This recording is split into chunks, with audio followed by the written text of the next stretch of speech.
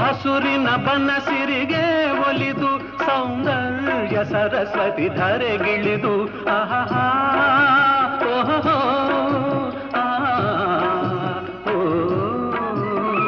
ಹರಿಯುವ ನದಿಯಲ್ಲಿ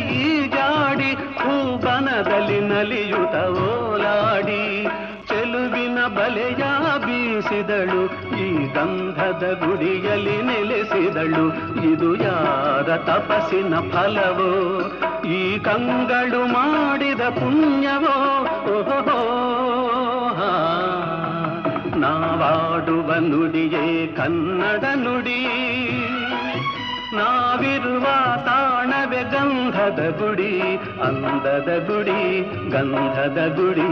ಚಂದದ ಗುಡಿ ಶ್ರೀಗಂಧದ ಗುಡಿ ಆಹಾ ಆಹಾ ಓಹೋ